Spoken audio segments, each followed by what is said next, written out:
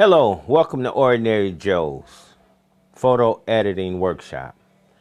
Now, a lot of times you guys and ladies sit out there and take photos with your new hotness. That's what I call it.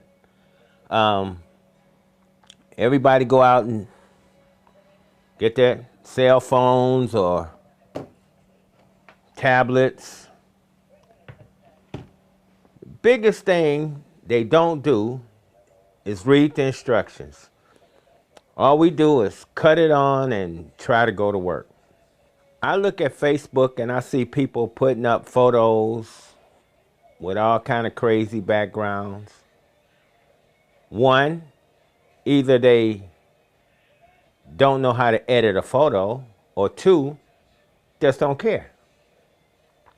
What I suggest you do is get a program that I have called Photoshop, Adobe Photoshop.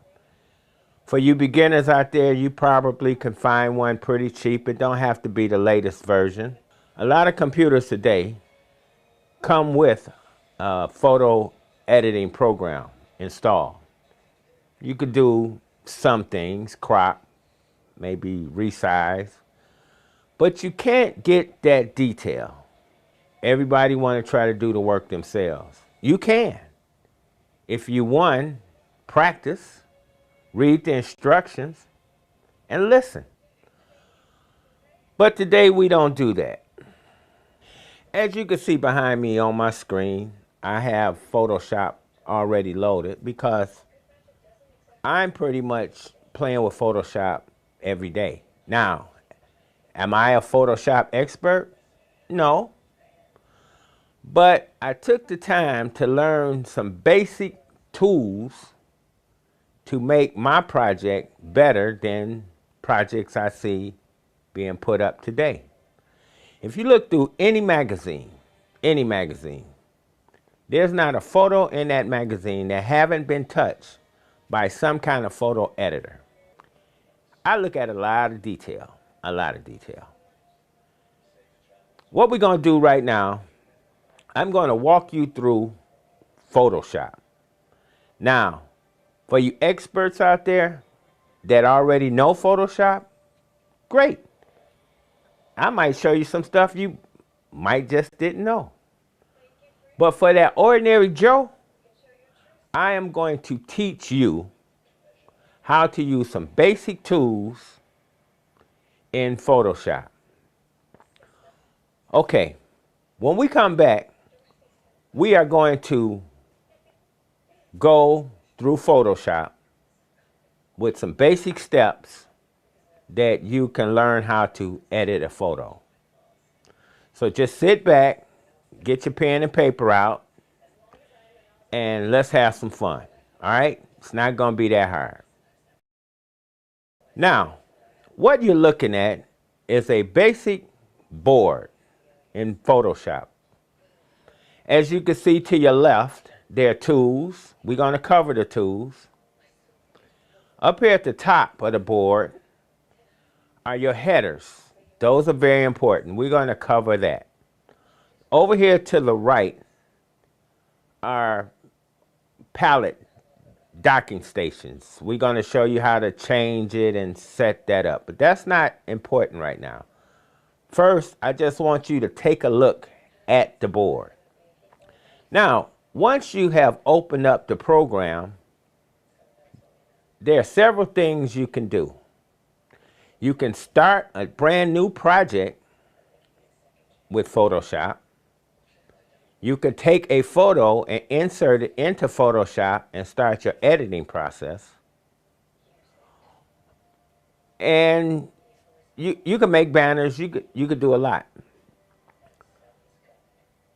What you're going to look at right now are some photos that I did in Photoshop. Let's take a look at a first picture right here. This is the photo that I took walking downtown. As you can see, you see people. You see them, somebody must be doing some work. I see cones and signs all over the place. But I had an ideal in my head, what would this photo look like if I got rid of all of that and just kept a clean photo. This is what the photo looked like after I did my editing with Photoshop. As you can see, it's nice and clean. Now, what you're gonna look at, this is the before. That's the before. And this is the after. Okay? We're gonna take a look at another photo. This particular photo is a photo of myself at a baseball game. Now you clearly see people behind me. You see some armband on my arm. You see a wire coming out my ear because I had a radio in my ear. Well, this is the after. As you can see, I got rid of all the people behind me and got the little armband off my arm, the wire out my ear. That was all done in Photoshop. Take a look at this one. This is a photo of my grandson washing my car. But what do you see? You see a bucket on the ground, water markings on the ground. This is the photo I did in Photoshop. I removed the bucket, repaired the grass, and got rid of the watermark. I had a friend on Facebook she had somebody to take a very lovely picture. She's standing holding the frame. As you can see behind her, it's clearly that it was just a frame because you see the wall behind her. I asked her if I could edit that photo. She gave me the okay. This is the end result. I took the photo and I straightened it up, added a background. Now take a good look at this photo. I removed the portion that was inside the frame and inserted another photo. So now it looks like she is actually stepping out of this window. This particular photo you're getting ready to look at is a photo of a lady at work. She was so happy she had her makeup done, she just told one of her friends to snap the photo. But what do you see? You see her with her work apron on. But she loved the photo. So I asked her, could I edit her photo? Here's the new photo. I removed the apron, straightened the photo up. Beautiful photo. You can also change your background. Here is step one. This is my grandson again. That's my buddy. As you can see, clearly see stuff behind him. This is number two, photo number two. I changed the background, made a nice clean background.